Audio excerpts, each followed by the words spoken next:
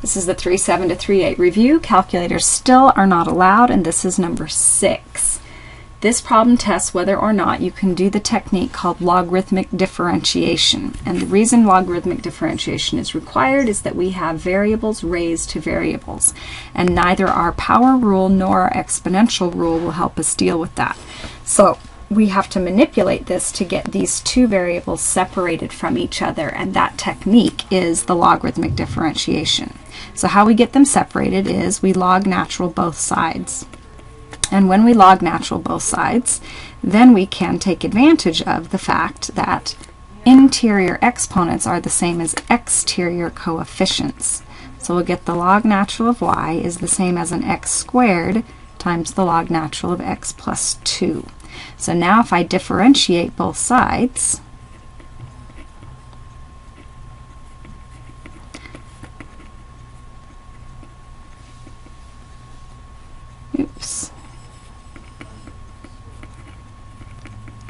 then on the left, I will get a 1 over the y times the derivative of the y.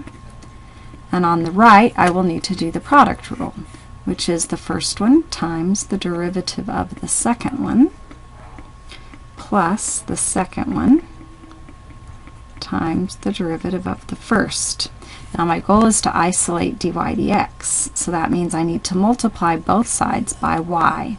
I'm going to do that, and at the same time I'm going to replace y with what it equals. So I'll have an x plus 2 raised to the x squared times all of this, which is an x squared over an x plus 2 plus a 2x times the log natural of x plus 2. And I'm done. So let's try b now. b works exactly the same way. We're going to log both sides to separate that power from its base.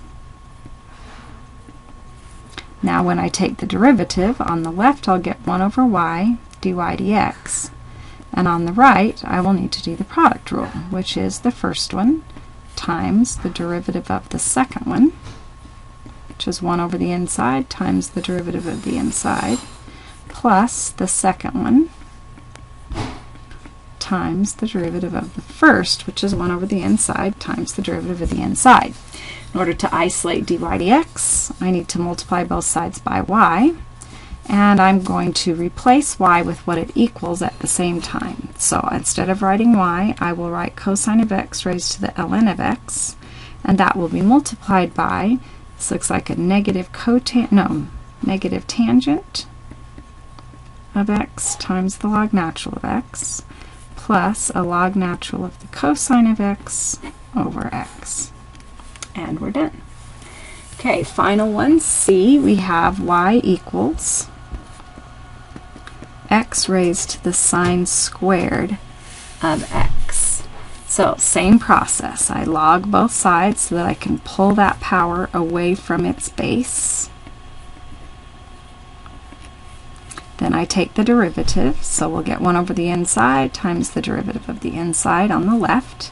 On the right, I need to do the product rule. So I have the first one times the derivative of the second plus the second times the derivative of the first requires me to do the power rule first, which is 2 times sine unchanged times the derivative of the sine is cosine.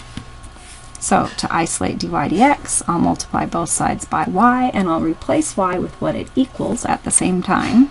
So I'll have x to the sine squared of x times the sine squared of x over an x plus a 2 sine x cosine x ln of x. And we're finished.